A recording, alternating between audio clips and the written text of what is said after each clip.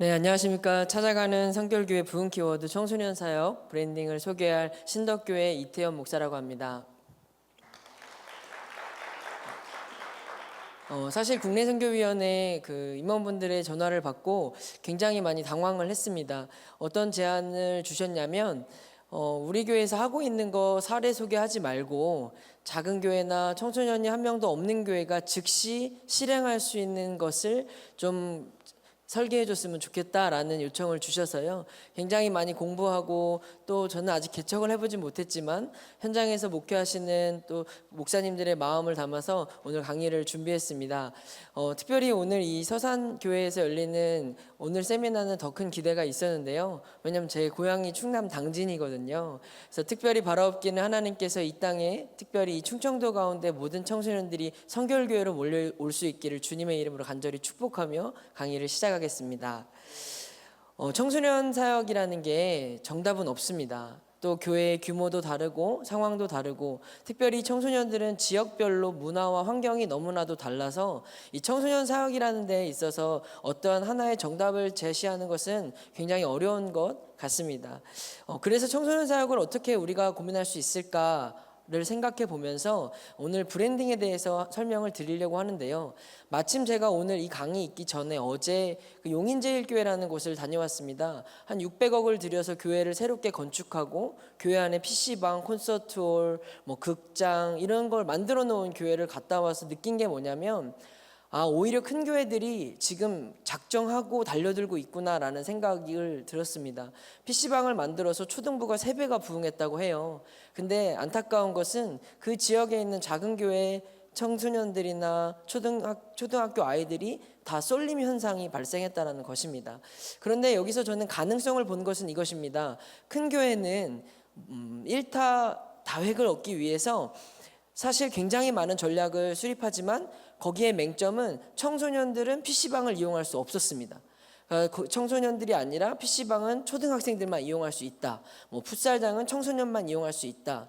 그러니까 뭔가 굉장히 큰 업체에서 마케팅을 하는 것처럼 하는 그런 전략들을 펼치고 있지만 작은 교회들이 어떤 전략을 펼칠 수 있을까? 저는 오고 싶은 교회 그리고 우리 동네에 우리들이 늘 머물 수 있는 교회를 만드는 것이 이 청소년 목회 전략이 굉장히 중요한 부분이라고 생각을 합니다. 그래서 제가 준비한 PPT의 첫 화면은 지피지기가 100점 100승이라는 말을 썼는데요. 요즘 굉장히 웰빙이라는 것이 중요하지 않습니까? 근데 웰빙이라는 것에 있어서 우리에게 굉장히 중요한 아젠다는 바로 다이어트입니다. 사실 우리 중에 다이어트를 안 하는 사람을 찾아보기란 굉장히 어려운 일이잖아요. 근데 다이어트는 2가지 방식이 있습니다. 단기간에 살을 빼는 것이 있고 체질을 변화시키는 게 있습니다. 그러면 우리는 잘 알고 있습니다. 진짜 좋은 다이어트는 어떤 다이어트인가요? 단기간에 금식을 해서 빼는 게 아니라 체질을 바꾸는 게 정말 중요한 다이어트 방법입니다. 마찬가지로 오늘 제가 준비한 강의는 이 청소년들을 정말 목회하고 싶은 교회들은 체질을 바꿔야 된다는 말씀을 드리면서 시작하겠습니다. 그러면 우리가 알고 있는 이 청소년들은 누구인가? 저는 이 대상, 이 집단을 우리가 이해할 수 없는 MZ세대, 알파세대, 잘파세대 그 세대를 규정하고 있는 개념들도 굉장히 다양해지고 있어서요. 우리 집에서 키우고 있는 한두 명도 이해하기 어려운데 우리 교회로 찾아오는 10명을 우리가 이해한다는 건 굉장히 어려운 일이잖아요. 그래서 저는 오늘 이 친구들을 외계인이라고 생각하고 접근해 보았습니다. 여성가족부에서 실시한 청소년 통계를 보면 오늘 우리나라에서 살고 있는 청소년들은 청소년 인구가 감소하고 있고 다문화 학생이 증가하고 있고 스트레스가 줄어들고 우울감이 감소하고 있다는 게 정부의 통계입니다. 이로써 우리 교회가 준비해야 될 부분은 어떤 것이냐? 우리 교회는 문화적인 역량을 갖출 필요가 있습니다. 여기서 말하는 교회란 담임 목회자 또는 그 청소년부 사역을 담당하는 목회자를 가리키는데요. 실제로 지역사회의 그 다문화 아이들이 이제는 중고등학생이 되고 대학생들이 되는 경우들을 많이 볼 수 있습니다. 하지만 오늘날 교회가 어려운 이유는 가족주의가 굉장히 심하지 않습니까? 작은 교회일수록 이 가족주의라는 벽이 아이들에게 있어서 교회가 굉장히 높은 진입장벽을 가지고 있다라고 볼 수 있습니다. 그래서 우리는 이 문화적인 역량을 갖춰서 누구나 와도 환대해 줄 수 있는 교회, 그리고 목회자가 먼저 이런 다문화 학생들에 대한 이해와 넓은 마음과 세계관을 가지고 이들을 대할 수 있어야 된다라는 것을 말씀을 드립니다. 그래서 환대와 포용이 중요하고요. 가족주의를 탈피할 수 있는 교회가 저는 앞으로 청소년들에게 각광받는 교회가 될 것이라고 생각합니다. 다음 통계는 이것입니다. 우리 학생들은 학교에 가는 것을 굉장히 좋아합니다. 그리고 청소년들이 경제활동에 적극적으로 참여해서 요즘 학생들은 주식도 하고 토토도 하고 다 합니다. 인터넷 이용 시간은 실제적으로 하루에 3, 4시간 정도라고 통계가 말해주고 있고요. 사회 참여 의식은 88.9%입니다. 그래서 제가 강의를 다닐 때마다 간곡히 부탁드리는 것은 학생들 앞에서 제발 정치 이야기를 하지 말아 주십사라는 부탁을 드립니다. 왜냐하면 오늘날 이 매스컴뿐만 아니라 유튜버들을 통해서 우리 학생들이 사회 참여에 대한 의식이 굉장히 높거든요. 근데 우리 아이들이 제일 싫어하는 게 뭐냐면 우리 교회 목사님은 어떤 주의야 라고 이미 그들의 마음에 선입견을 심어주면 우리 아이들 마음에 말씀이 뿌리내리기가 굉장히 어렵다는 것이죠. 그래서 특별히 우리 청소년들, 물론 전 세대가 마찬가지이겠지만 청소년들 앞에서도 우리 어른들은 굉장히 정치에 대한 의식들도 중립적으로 가져가셔야 우리 아이들이 설교에 대한 마음을 열 수 있다는 말씀을 당부를 드립니다. 우리 학생들을 10명 중에 4명이 스마트폰 과의존에 취해 있고요. 인간관계 만족도는 10명 중에 7명이 굉장히 높다라는 것입니다. 이것은 이 생애 주기의 특징으로 알 수 있는 것처럼 또래 집단이 굉장히 중요하다라는 것을 설명해 주는데요. 이렇게 다시 생각해 볼 수 있습니다. 지금 우리 교회 다니지 않는 다른 학생들이 중요한 게 아니라요. 지금 우리 교회에 나오고 있는 그 한두 명을 이 세상 누구보다 존귀하게 여기고 걔네들에게 가장 좋은 것을 줄 수 있어야 되는 것입니다. 부흥하면 사줄게 라는 말보다는요. 부흥하지 않아도 너만 있어도 충분해 라는 말로 그 아이에게 최선을 다해줄 때 그 아이 주변에 있는 아이들이 우리 교회로 오게 될 거라는 것이죠. 다음 통계는 목회데이터 연구소에서 조사했던 것인데요. 실제로 신앙심이 가장 좋았던 시절별 긍정적 신앙 요소를 보면 부모와 신앙 친구가 1위, 2위에 있는 것을 볼 수 있습니다. 이를 통해서 우리는 청소년 사역을 잘하기 위해선 교회가 부모에 대한 접근을 굉장히 잘해야 된다는 것을 알 수 있습니다. 특별히 오늘날 목회자들에게 요구되어지는 롤이 있는데요. 그 역할은 바로 부모와 학생의 중재자이자 상담가가 바로 목회자가 되어야 합니다. 왜냐하면 부모님들이 특별히 맞벌이를 하시거나 또 정보의 접근성이 낮아서 오늘날 입시에 많은 어려움들이 있습니다. 또 다양한 여러 가지 우리가 연계할 수 있는 자원들을 연결하는 것들에 있어서 부모님들이 어려워하는데요. 그럴 때 우리들이 정보 접근성이 높은 목회자가 이 부모님들에게 정보를 안내해주고 브릿지가 되어준다면 이 부모님들에게 있어서 더 이상 우리 교회 목사님은 청소년부 담당 목회자는 말씀만 전해주는 게 아니라 우리 아이의 진로를 책임져주는 분으로 될 수 있다는 것입니다. 이게 얼마나 중요한지는 다음에서도 나타나고 있는데요. 성도들이 바라는 교회 성장을 위해 필요한 것이 무엇이냐라는 앙케이트에서 실제로 성도들이 가장 원했던 것은 학교 생활에 도움이 되는 신앙적 말씀과 교육, 그리고 목회자, 교사의 멘토적인 역할을 제일 필요로 한다라는 것입니다. 그래서 왜 우리 교회에 청소년들이 안 오냐, 왜 젊은 엄마들이 우리 교회를 안 좋아할까라는 것은 그들의 니즈를 충족시켜줄 수 있는 게 뭐가 있는지를 우리가 먼저 생각해 볼 필요가 있다는 것이죠. 그래서 물론 현장에 있는 목회자들도 잘 모를 수 있습니다. 하지만 잘 모른다고 해서 넉넉히 있을 수 있는 것은 아니니까 앞으로 우리는 이 실제 우리의 전도의 대상, 그리고 우리의 목양의 대상들이 원하는 이 니즈를 충족시켜줄 수 있는 다양한 접근을 해야 합니다. 다음 통계는 이것입니다. 실제 예배와 설교를 통해서 삶의 변화가 어떻게 일어나느냐라는 걸 보니까 다짐, 반성, 위로, 변화, 실천 순으로 나왔다라는 것입니다. 다시 말해서 제일 성도들에게 있어서 원하는 바는 무엇이었냐면 예배에서 깨달은 내용을 생활에서 실천하고자 노력하는 이 부분이 우리가 앞으로 개발해야 될 부분이라는 것입니다. 목회자는 변화된 삶을 다짐하는 것에 굉장히 방점을 두고 있는데요. 성도들은 그것을 어떻게 우리가 실천해야 되는지를 원한다라는 것입니다. 그래서 특별히 청소년 설교를 하실 때는 구체적인 투두 리스트를 제안해 주시는 것을 권면을 드립니다. 또한 지금 우리가 필요한 것이 무엇이냐, 또 받고 싶은 교육과 필요한 교육이 무엇이냐를 성도들에게 물어봤을 때 앞에서 말한 것처럼 세상에서 기독교인으로 살아가는 실천에 대한 교육을 오늘날 성도들은 원한다라는 것이죠. 결국 이 교회는 이제 앞으로 세상 속에서 어떻게 살아가야 되는지를 가르쳐야만 되는 것입니다. 그래서 세상 속에서 그리스도인으로 살아가기 위해서 우리 청소년들이 왜 중요한 대상인지. 그런데요, 다음 통계를 보면 가슴 아픈 통계입니다. 실제로 성과 연령별 가나안 성도의 비율을 조사해 보니까 가나안 성도가 무엇이죠? 교회에 안 나가는 성도들입니다. 19세에서 29세의 청소년들이 전체 생애 주기 가운데 가나안 성도의 연령이 분포가 높은 것으로 나왔습니다. 다시 말해서 이 집단이 교회에 안 나가는 친구들이 제일 많은 연령대라는 것이죠. 무종교인의 현황에서도 청소년들이 72.4%로 사실 미전도 종족이라고 볼 수 있는 영역에 이른 지가 오래되지 않았습니까? 2% 아래로 이 청소년들의 전도가 내려간 것은 어제 오늘의 문제가 아닙니다. 다시 말해서 지금 이 지역교회들이 청소년들에 대한 전략을 그리고 청소년들을 위한 목회의 어떤 방향성을 하루속히 바꾸지 않으면 이 미래교회에 대한 암담한 현실이 우리의 눈앞에 당장 몇 년 뒤부터 펼쳐질 수 있다라는 경각심을 말해주고 있습니다. 다음 통계는 이것입니다. 청소년 신앙교육의 가장 큰 저해 요소가 뭐냐라고 하면 사실 여기서 우리는 다 동의할 수밖에 없습니다. 너무 바빠서 아이들이 신앙교육을 받는 데 있어서 굉장히 큰 제약이 있습니다.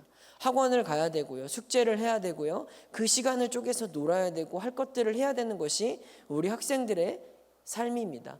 그러면 여기서 우리가 무엇을 메시지로 받아야 되냐? 우리 청소년들이 교회에서 머무는 1시간을 우리는 5시간 이상의 가치를 두어야 한다는 것입니다. 청소년 수련회 하면 청소년들을 위한 프로그램 하면 그냥 잘 먹이면 된다라고만 여겨졌던 시대의 방식이 지금은 바뀌어졌습니다. 그 아이들이 1시간 교회에 머물 때 그 1시간이 어른에게 있어서 5시간, 10시간 이상의 가치를 지니고 있다는 것을 기억하셔서 이 청소년들을 위한 1시간을 우리는 지금 최상의 질로 준비해야 이 질로부터 만족할 만한 교회를 만들 수 있습니다. 그러면 이 집단이 왜 어려울까요? 이 집단의 특징은 다음과 같습니다. 자기중심성이 강하고 정서적 불안정이 높고 정체성이 혼미하고 그럼에도 공동체성은 높고 의심을 굉장히 많이 하고 무언가를 감추고 사람을 경계하고 시간이 없고 대답이 없고 꿈과 열정이 없고 충동이 조절 불가하고 미디어에 중독된 세대가 이 청소년들입니다. 그런데 이 친구들의 마음을 열 수 있는 5가지 사랑의 언어가 있다고 합니다. 첫 번째, 같이 놀자. 치킨 먹자. 아, 그렇구나. 어떻게 됐어? 난 항상 내 편이야 라는 것이죠. 감히 이런 도전을 드립니다. 이 5개 사랑의 언어를 다 했는데도 그 아이가 조금 더 마음의 문을 열지 않을 것 같다면 그 아이는 과감하게 포기하셔도 되는 겁니다. 지금 때가 아닐 수도 있거든요. 더 중요한 건 먼저는 우리는 매주 만나는 친구들에게 적어도 이 5마디는 꼭 하고 지나가야 된다는 것이죠. 그래서 옛날에는 우리가 교족부라는 것들을 보면 뭐 성별, 연령, 주소, 뭐 부모님 성함, 직업 뭐 이런 걸 썼었잖아요. 오늘날 청소년 목회에 있어서 이 청소년들에 대한 교족부는 이 12가지 진리라는 것을 어떤 책에서 소개해서 제가 담아왔는데요. 이 학생이 가지고 있는 트라우마가 있는가? 어떤 친구와 친하고 누구와 친하지 않은가? 공부에서 어떤 부분이 자신이 있고 어떤 부분이 자신이 없는가? 이 학생이 재학 중인 학교의 학사 일정을 프린트해 놓았는가? 시험 기간과 수행평가 기간을 체크하고 있는가? 좋아하는 연예인, 애니메이션, 게임, 가족 상황, 그리고 온라인 오프라인으로 잡담을 한 적이 있는지, 진짜 기도 제목이 무엇인지, 인스타 본계와 부계를 모두 팔로우하는지, 이 학생의 평일 루틴을 알고 있는지. 그러니까 우리는 이 청소년들을 목회하면서 적어도 이 12가지 질문 중에 5가지 이상을 알지 못한다라고 한다면 그 아이에 대해서 사실 우리는 정확한 인포메이션이 하나도 없는 것입니다. 그래서 적어도 우리 교회 아이들의 이 12가지 내용 중에서 5가지 이상을 우리는 계속해서 질문하고 이것을 교적부로 계속 최신화해 나간다면 그 아이들을 진짜 잘 알고 있는 목회자가 될 수 있다는 것이죠. 그러면 지금은 어떻게 해야 되냐라는 걸 말씀을 드립니다. 지금은 라떼가 아닙니다. 없으면 안 되는 것들이 바로 유튜브, 인스타, 쿠팡, 넷플릭스인데요. 좋은 것보다 좋다고 알려진 것을 선호하는 세대입니다. 이게 무슨 말이냐면 바이럴 마케팅이라고 하는데요. 요즘 있어서 굉장히 중요한 광고 플랫폼이 어디냐면 바로 인스타그램입니다. 인스타그램에서 인플루언서들이 이거 좋다라고 말하면 그것이 바로 품절이 되는 게 오늘날 마케팅 방법인데요. 바이럴 마케팅에서 중요한 점은 좋다고 알려진 것보다 사람들이 좋다고 말해주는 걸 산다라는 것입니다. 그래서 식당들을 가면 뭘 쓰라고 하죠? 리뷰를 쓰라고 하는 것이지 않습니까? 우리는 맛집을 찾을 때도 리뷰를 보고 가고 물건을 살 때도 리뷰를 보잖아요. 마찬가지로 오늘날 알려진 것을 선호하는 이 세대에게 우리는 우리 교회가 진짜 좋다는 걸 우리 청소년들로 하여금 학교와 지역에 소문나게 해야 된다는 것이죠. 더 이상 네이버에서만 검색을 하지 않습니다. 릴스와 함께 살고 쇼츠와 함께 잠드는 애들이 요즘 청소년들입니다. 그리고 이 청소년들을 위해서 제일 중요한 또 하나의 패러다임의 시프트는 바로 공간의 변화입니다. 카멜레 존이라고 말하는데요. 우리는 교회에 가보면 초등부실 아니면 대배실 아니면 성가대실 이렇게 규정 지어 놓은 어떤 하나의 목적성을 가지고 놓은 공간들로 마련해 놓지 않았습니까? 그런데요. 용인제일교회에서도 제가 굉장히 큰 도전을 받았던 것은 공간이 계속해서 다용도로 쓸 수 있는 것이 요즘은 카멜레존의 굉장히 중요한 포커싱입니다. 다시 말해서 어떠한 공간을 한 공간으로만 특정 짓지 말고 어떨 때는 스터디 카페가 되고 어떨 때는 소그룹 모임 장소가 되고 어떨 때는 기도방이 되고 또 어떨 때는 우리 아이들이 재밌게 놀 수 있는 그런 공간들로 우리는 바꿔줄 수 있는 그런 카멜레존을 교회에 반드시 만들 수 있어야 된다는 것이죠. 광고 100번보다 입소문이 한 번이 낫다라는 것처럼 바이럴 마케팅을 잘하려면 지금 우리 교회에 있는 그 아이들에게 우리는 최선을 다하고 몇 명이 되지 않을수록 그 아이들이 바이럴 마케팅을 굉장히 잘해줄 수 있습니다. 유니크함이 굉장히 강한 중요한 선택 기준이 되었고요. 요즘 또 아이들이 좋아하는 게 What's in my bag이나 텍스트팁 같은 것들을 막 유튜브에 검색해 보면 보여집니다. 이런 게 뭐냐면 그냥 지금 내 가방에 뭐 갖고 있는지를 소개하는 것이고요. 내가 읽고 있는 책들이 뭔지를 이야기해 주는 게 바로 이런 것들인데 저는 여기서 다시 한번 우리가 가능성이라는 것을 볼 수 있다고 생각합니다. 그게 뭐냐면 바로 레트로가 통하는 시대라는 것입니다. 자, 그래서 우리가 이런 것들을 어떻게 잘할 수 있냐? 바로 브랜딩이 중요합니다. 브랜딩이란 청소년 교회를 새롭게 디자인하는 것을 말합니다.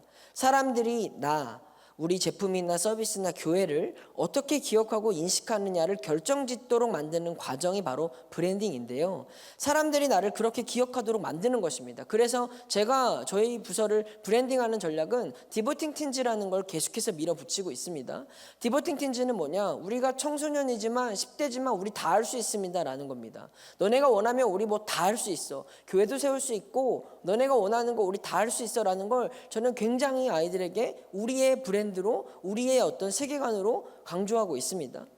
이 브랜딩이라는 것을 우리가 잘 알 수 있는 업체들이 있지 않습니까? 스타벅스와 애플이 있습니다. 스타벅스라는 기업을 떠올리면 어떤 이미지가 생각나나요? 바로 편안함과 고급스러움입니다. 애플이라는 기업을 떠올리면 우리는 어떤 키워드가 생각납니까? 혁신이라는 단어를 떠올립니다. 마찬가지로 이제 우리 교회 청소년부를 딱 떠올렸을 때 거기는 어떤 교회야? 라는 우리 교회에 대한 분명한 브랜딩이 있어야 우리 아이들이 가고 싶은 교회가 될 수 있습니다. 그러면 이 브랜딩을 하기 위해 어떻게 해야 되느냐? 먼저 우리만의 네이밍이 필요합니다. 제발 하면 안 되는 게 학생부, 청소년부입니다. 학생부, 청소년부가 아니라 우리 교회 청소년부를 상징하는 브랜딩이 담겨진, 가치관이 담겨진, 우리의 가장 핵심 포커싱이 담겨진 네이밍을 만드는 것입니다. 그래서 저희는 생명숲 청소년교회라는 부서 이름을 쓰고 있고 제가 전에 사역했던 부서는 예수고라는 이름을 쓰고 있습니다. 마찬가지로 우리만의 아이덴티티를 성립해 주는 것이 그냥 평범한 교회를 다니는 게 아니라 내가 특별한 교회를 다니고 있구나 라는 우리 아이들 스스로의 우리 부서에 대한 교회에 대한 자긍심을 일으켜 줄 수 있다는 것이죠. 그리고 두 번째로 중요한 것은 플랫폼을 활용하는 것인데요. 저희는 유튜브, 카카오 채널, 인스타 운영하는데요. 이런 것들을 말씀드리면 어려워하는 분들이 굉장히 많습니다. 그런데요, 우선 만들어만 주시면 됩니다. 내가 먼저 팔로우하기 시작하면, 그리고 우리 아이들에게 전도지를 QR코드로 만들어서 나눠주기 시작하면 적어도 우리 교회가 뒤처지는 교회는 아니게 될 수 있습니다. 계정을 먼저 만들어 보시고, 또 우리 교회 학생들한테 이 계정 너가 좀 운영해 볼래? 라고 도전을 해주시고 권면을 해주시면 아이들이 굉장히 재밌어 할 수 있습니다. 어떤 컨텐츠를 잘하지 못해도 먼저 내가 이 계정을 만들고 팔로우만 잘해도 우리 아이들의 일상과 우리 지역사회 청소년들의 삶에 다가갈 수 있다는 걸 우리는 반드시 시작할 필요가 있습니다. 그리고 이제 필요한 교회는 오라고 하는 교회가 아니라 오고 싶은 교회를 만들어야 됩니다. 그래서 제가 하고 있는 것들은 이런 겁니다. 교회를 언제든지 와서 누릴 수 있는 공간으로 만들어야 된다.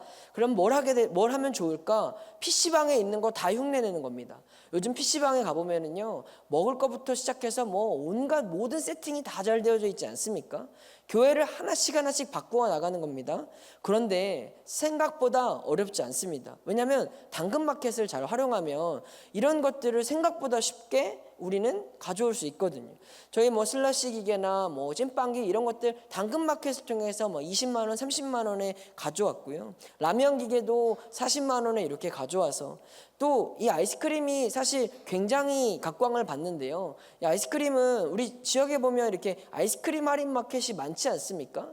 마찬가지로 이렇게 롯데나 빙그레 이런 데다가 전화를 하시면 저희가 이제 성도분들이 사업자만 있으면 이 쇼케이스를 거기서 공짜로 줍니다. 그럼 저희는 도매가로 아이스크림만 납품을 받아서 우리 교회 와서 언제든지 공짜로 먹을 수 있게 했는데요.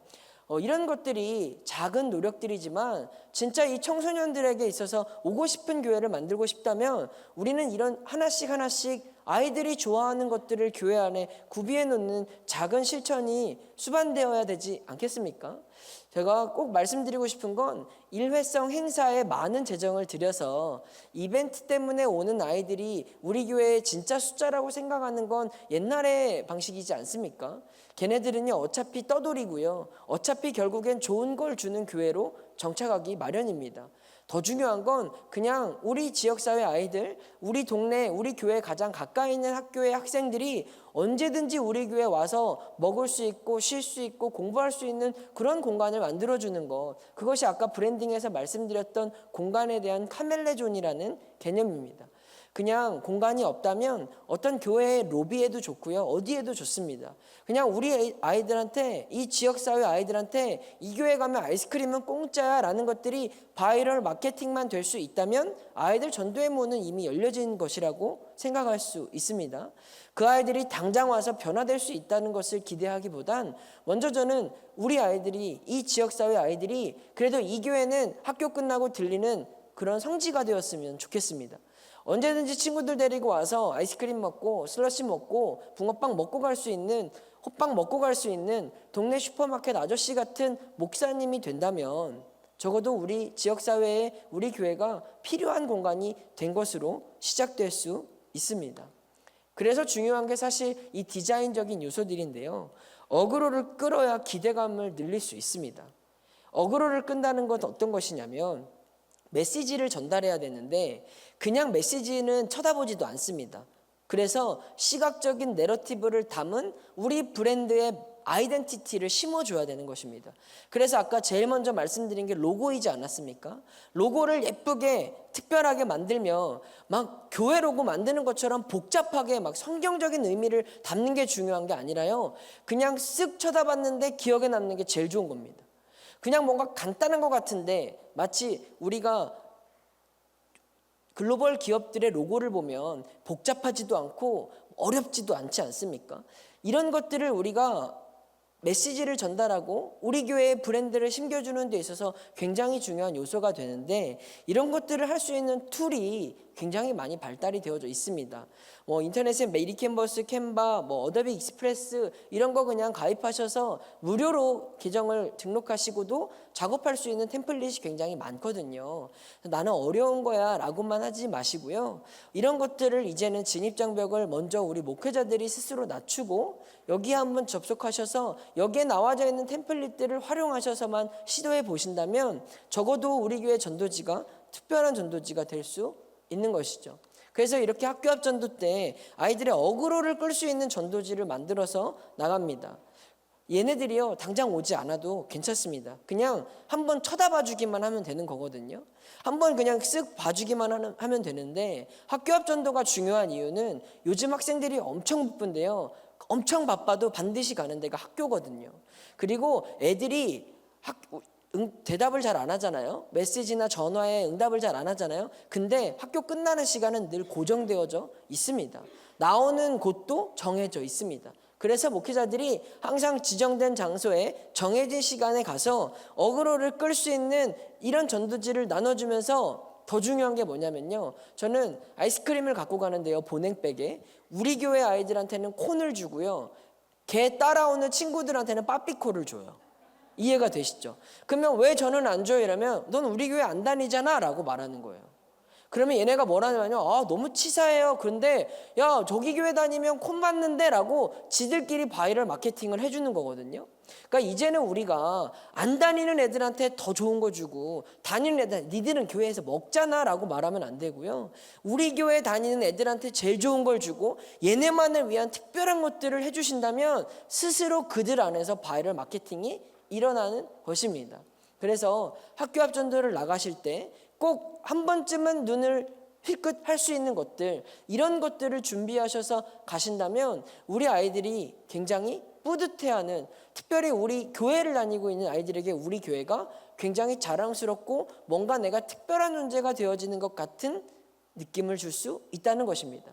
이런 학교 앞 전도가 우리 아이들이 원하는 학교 앞 전도지, 한 번 만났다고 바로 복음 제시하고 등록하고 전화번호 말해주는 그런 아이들은 사실 외계인이에요. 그런 아이들은 의심해 볼 필요가 있고요.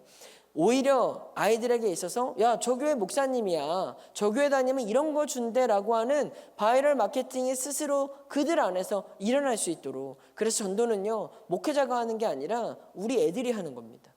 저희들이 암만 얘기해봤자 우리 애들이 야 그래도 한번 가보자 라고 이야기하는 게 훨씬 더 신뢰할 만한 전도 방법이 될 수 있습니다. 그래서 목사님들께 말씀을 드리는 것은 그러면 뭘 해야 되느냐 굉장히 고민이 많으신데요, 저는요 잘하는 것을 전도의 도구로 만드시는 게 가장 좋은 무기라고 말씀드리고 싶습니다.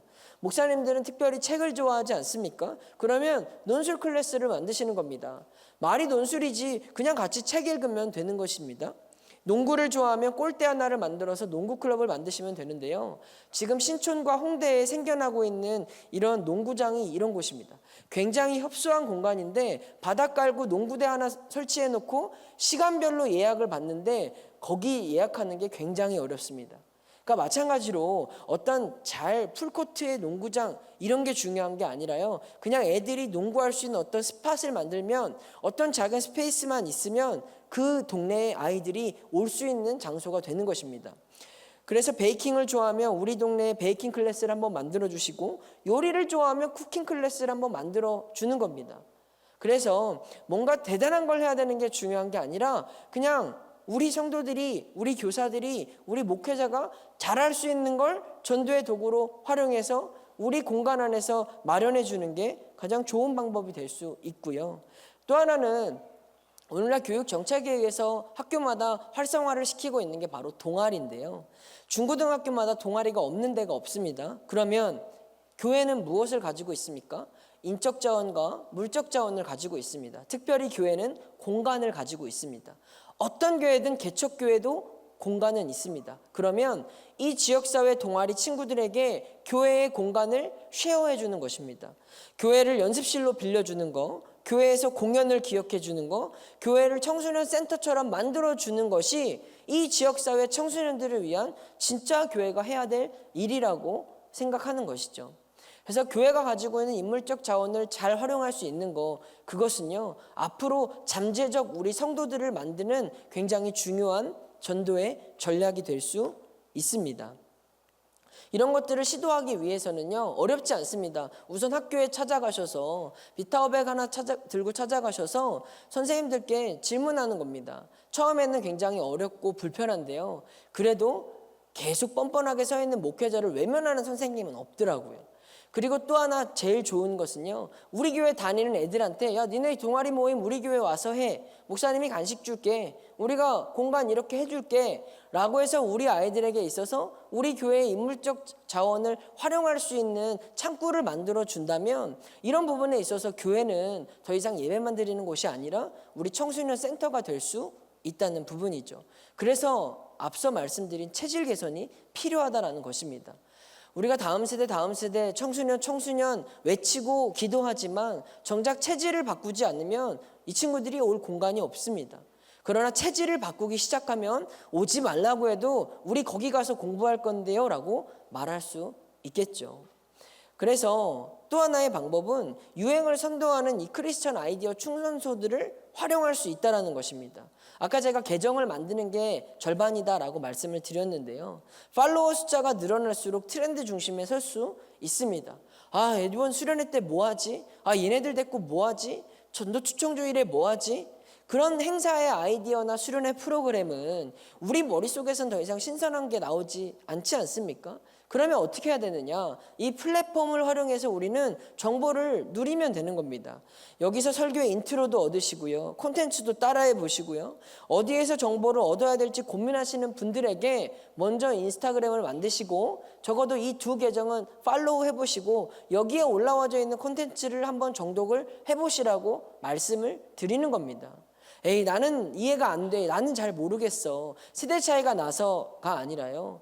먼저 우리가 한번 가서 봐보시면 특별히 어려운 것도 없고요. 대단한 것도 없습니다. 그렇기 때문에 이런 계정들을 팔로우하시고 먼저는 이 계정들 안에 있는 콘텐츠들을 한 번만 쭉 봐주신다면 적어도 우리 교회 한번 이거 먼저 해볼까? 라는 것들을 시도해보는 데 있어서 좋은 아이디어 제공소가 될 수 있습니다.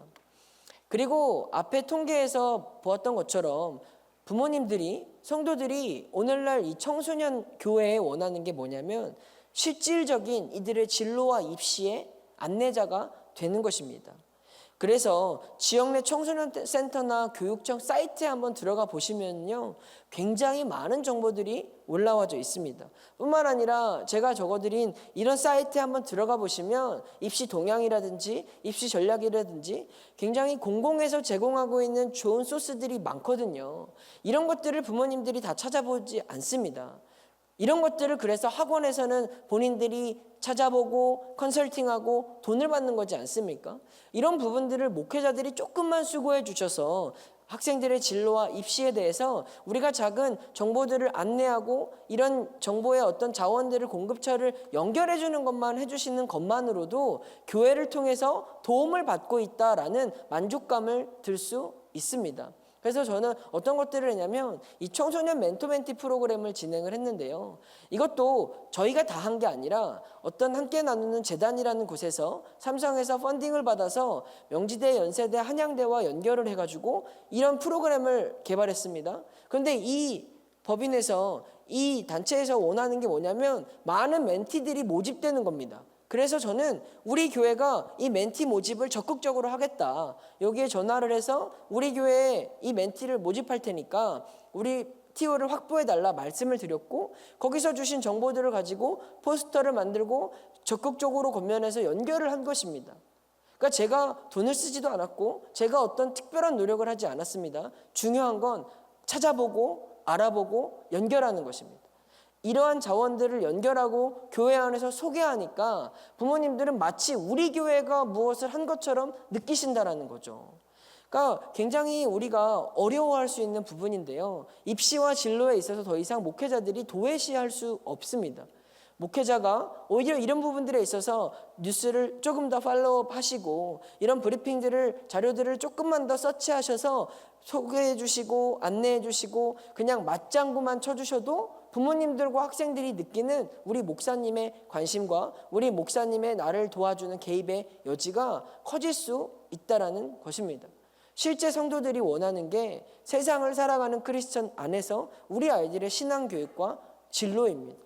이런 부분들을 교회가 책임져 주지 않는다면 우리 아이들은 교회 와서 은혜만 받고 기도만 하고 다짐만 하고 가는 것이죠. 하지만 오늘날 진짜 필요한 교회는 우리 아이들이 기도하고 결단하고 세상 속에서 어떻게 살아가야 될지, 구체적으로 어떤 대학에 진학해야 될지, 학교에서 어떤 식으로 접근하고 공부를 해야 될지 학원에서 말해주는 것들보다 진짜 우리 아이를 사랑하는 목회자가 기도하면서 이야기해 주시는 그런 이야기들이 전달될 때 우리 부모님들과 학생들이 감동하는 그런 교회가 될 수 있을 거라고 생각합니다. 그래서 오늘 청소년 교회 목회를 하는 목회자들은 같이 살아가야 됩니다. 이것을 저는 인카네이션이라고 고백하고 싶은데요. 청소년들의 일상에 우리가 함께 살아가지 않으면 아이들은 너 이번 주에 뭐 했어? 어떤 시험 봤어? 절대 말해주지 않습니다. 같이 살아가는 방법이 어떤 거가 있냐면 바로 열품타나 투두메이트 같은 것들이 있는데요. 이게 뭐냐면 저희는 이제 열품타 앱을 싹 깔아서 시험 기간이 되면 열품타 랭킹들한테 주마다 선물을 줍니다. 열품타 랭킹이 뭐냐면 이 어플을 깔고 저희 교회에 이렇게 클래스를 만들어서 오픈을 하면 우리 학생들이 일주일 동안 몇 시간을 공부했는지, 그리고 제가 켰을 때 지금 공부하고 있는 애가 누군지를 다 볼 수 있습니다.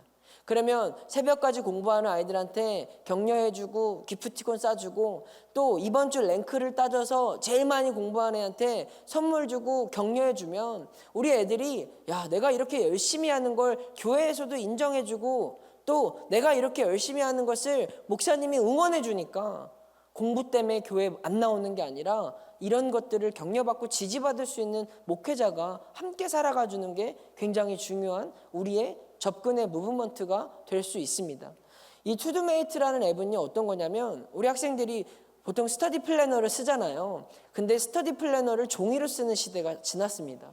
지금은 아이패드로 다 쓰는데요. 아이패드 안에 이 투두메이트를 깔아서 오늘 해야 할 것들을 애들이 쭈루룩 이렇게 써놓습니다. 근데 좋은 게 뭐냐면 뭐 1단원 문제집 풀기를 딱 누가 했잖아요. 그러면 모두에게 그 파티에 초대된 사람들한테 누구누구가 이걸 끝냈습니다 라고 알림이 옵니다. 그러면 저는 바로 야, 너 이거 끝냈네? 라고 신방의 타이밍이 되는 거고요.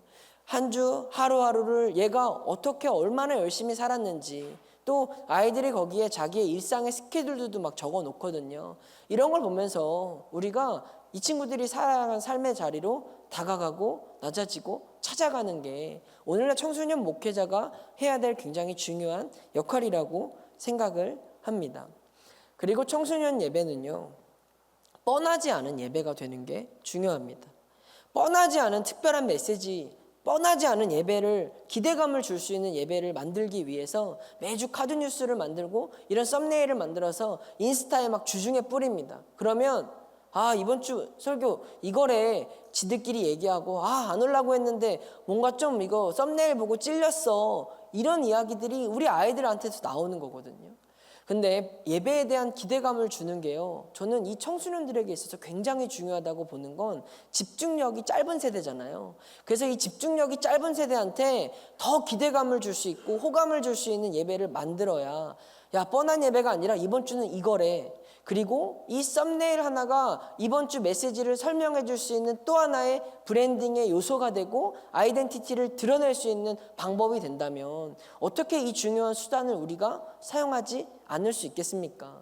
그래서 또 하나는 저희가 베느실이라는 것을 하는데요. 예배를 드리고 나면 아이들이 베느실을 써서 냅니다. 이게 뭐냐면 청소년 설교는 이게 잘하는 건지 못하는 건지 잘 모르겠거든요. 왜냐하면 웃긴다고 잘하는 거라고 생각할 수도 없고 또 다 잔다고 못하는 거라고 생각할 수도 없잖아요.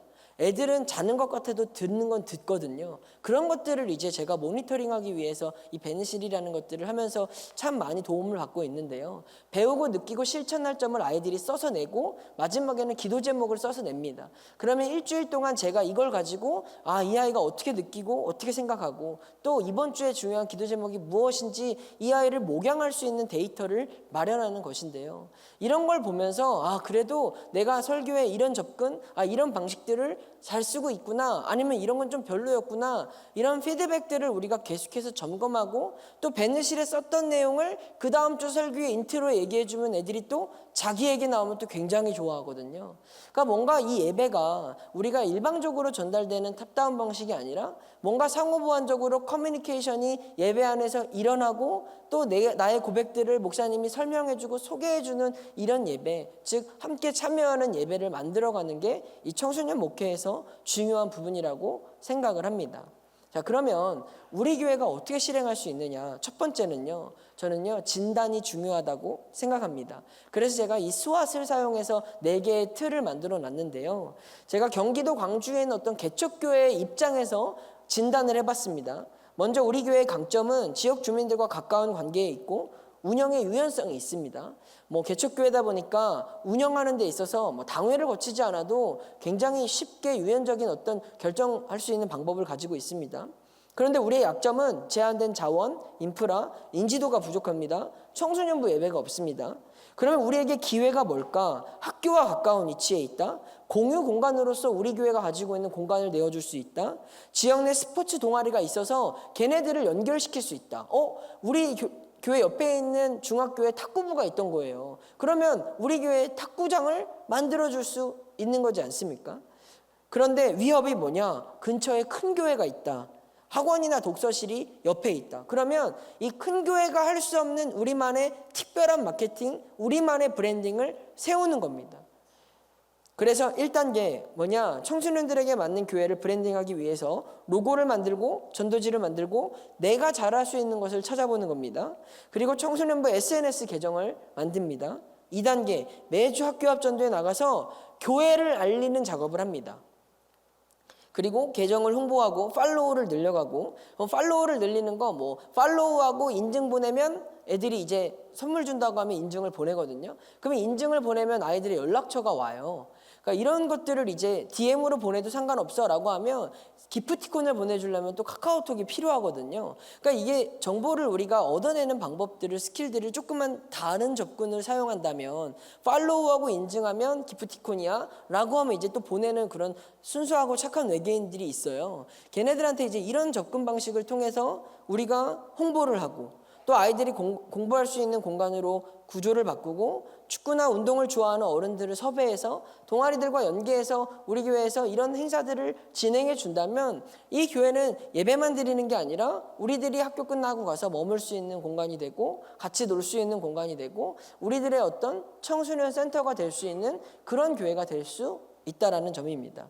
또한 3번째는 나만의 클래스를 만들어 보는 겁니다. 내가 잘할 수 있는 거, 내가 좋아하는 걸 나의 강점으로 삼아서 우리 교회 클래스로 만들어 주시고 지역사회는 청소년들과 친해지고 교회를 초대하고 이들의 아지트로 만들어 주시고 토요 예배를 만들어 보는 것까지가 이 3단계 전략으로 할 수 있습니다. 청소년 사역이라는 건 사실 정답은 없습니다. 물론 지금 제가 말씀드린 것보다 오늘 이 자리에 앉아 계신 우리 목사님, 전사님들께서 하고 계신 것들이 더 정답일 수 있고 더 잘하시는 분들도 많을 거라 확신합니다. 하지만 부족한 제가 이렇게 이 자리를 통해서 말씀드리면서 강력하게 부탁드리고 싶은 건 체질을 먼저 바꾸는 거, 우리 교회의 브랜드를 만드는 것입니다. 얼마든지 앞에 나와 있던 내용들과 또 저희 계정들을 보시고 필요한 것이 있다면 말씀 주시면 어떤 것이든 같이 나눌 수 있고요. 이 사막 여행자라는 글귀로 저의 강의를 마무리하겠습니다. 허요한 목사님이 쓰신 글에서 제가 굉장히 깊은 공감이 되었는데요. 청소년 사역은 사막 여행과 같다. 사막 여행은 쉽지가 않다. 뜨거운 태양과 열기를 견뎌야 하고 수분을 충분히 섭취해야만 한다. 그런데 가장 어려운 건 수시로 사라지는 길을 찾는 것이다. 기존의 지도로는 역부족이다. 청소년 사역은 자고 일어나면 바뀌어지고 조금만 지나면 유행이라는 것이 바뀌어지는데요. 그렇지만 길이 없다고 앞으로 안 가서 안 되는 거지 않습니까? 오늘도 그 길을 함께 만들어갈 수 있는 이런 귀한 세미나와 교단과 많은 자원들을 함께 활용해서 우리가 보이지 않는 그 길 가운데 교회를 세우고 부흥의 역사를 꿈꿀 수 있기를 간절히 소원합니다. 감사합니다.